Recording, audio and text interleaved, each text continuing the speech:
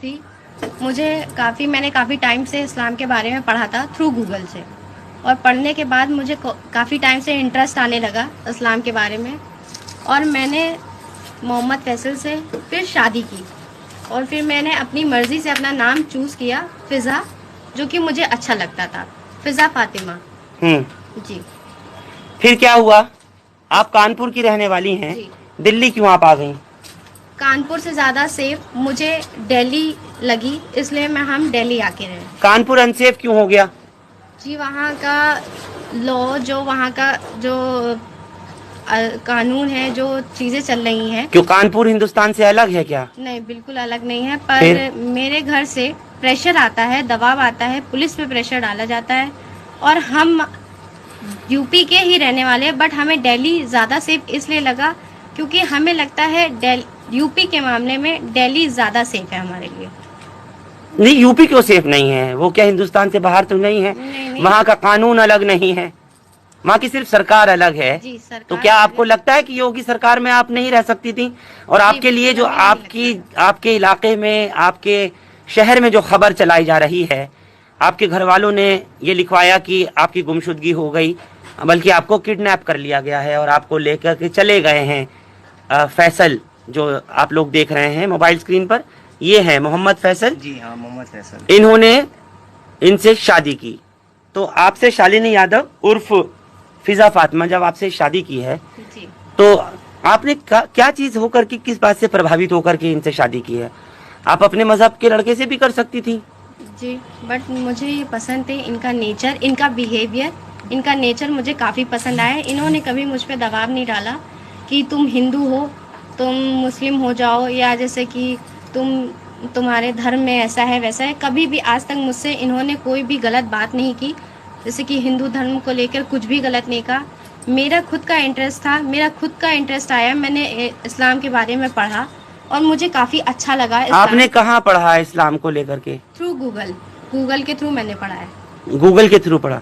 तो 6 साल तक आप रिसर्च करती रही। जी। आपने क्या जाना इस्लाम को? कि इस्लाम में, हाँ, इस्लाम में सिर्फ अल्लाह है, अल्लाह ही सच है, अल्लाह के अलावा कोई भी इस दुनिया में माबूद नहीं है।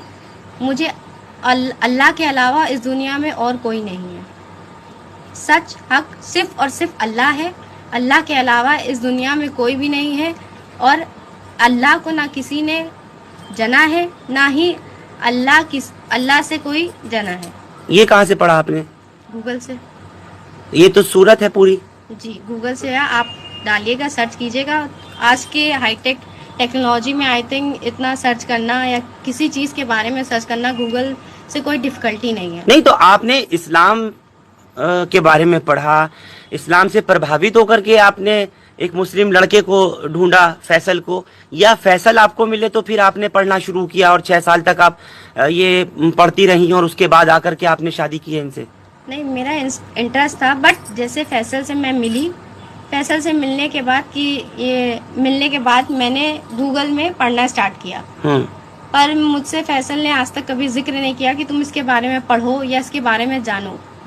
मैं इनसे जब इनके रिलेशन में हम दोनों आए तो मैंने स्टार्ट किया इस्लाम के बारे में पढ़ना, और मुझे धीरे धीरे फ़र्क देखना स्टार्ट किया। मुझे धीरे धीरे इंटरेस्ट आने लगा इस्लाम के बारे में, और इस्लाम को मैं मानने लगी। आपको ये बात नहीं मालूम है अच्छे से कि जब आप अपना मजहब छोड़ेंगी, आप जब अपने परिवार को छोड़ेंगी, जिन माँ बाप ने आपको पैदा किया, आप उनको छोड़ेंगी।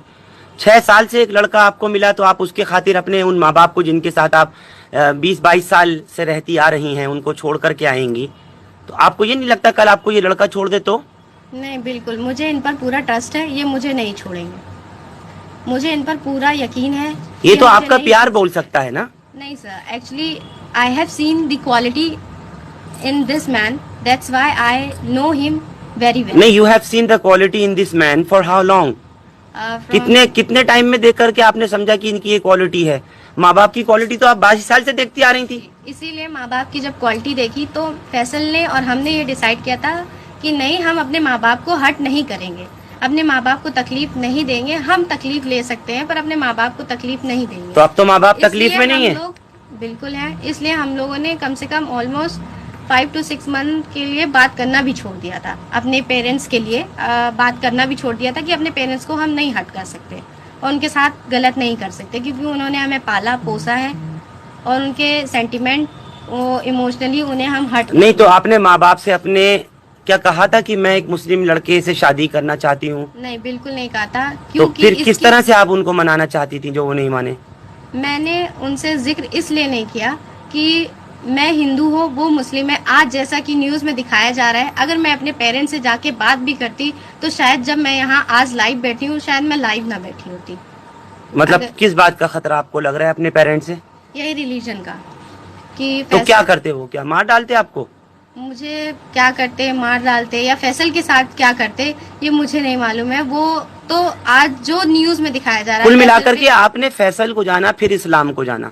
जी, पहले हमने फैसल से मेरी मुलाकात हुई, फिर मैंने इस्लाम के बारे में पढ़ा। हम और फैसल फिर रिलेशनशिप में फिर आगे आते चलते रहे। मैंने इस्लाम के बारे में इनके साथ रहकर, इनके साथ जब आई थी, इन्हें जाना है, उसके बाद से मैंने पढ़ना स्टार्ट किया। आपको आज के माहौल का नहीं मालूम है कि क्या चल रहा है, सब माहौल हालात कैसे हैं? और देश में इस तरह के प्यार करने को जैसा आपने किया, एक मुस्लिम लड़के से आपने शादी भी कर ली है, आपने कोर्ट मैरिज भी किया, अपनी प्रोटेक्शन के लिए आपने बाकायदा कोर्ट में दिल्ली आकर के गुहार लगाई है और कोर्ट ने आपको प्रोटेक्शन भी पुलिस के जरिए प्रोवाइड कराई है। आपको नहीं पता कि आपका समाज या फिर फैसल का समाज इस तरह की शादियों को एक अलग तरह का नाम देता है, अलग नज़रिए से देखता है। और ख़ास तौर से जब मीडिया ट्रायल शुरू होता है तो बड़ी बड़ी सुर्खियां अखबारों की जीनत बन जाती है, लव जिहाद का नाम दिया जाता है, और आपके साथ भी यही हो रहा है। तो आपको ये सब हालात पहले नहीं पता थे? जी मुझे पता थे, पर मुझे लॉ पे भी यकीन है।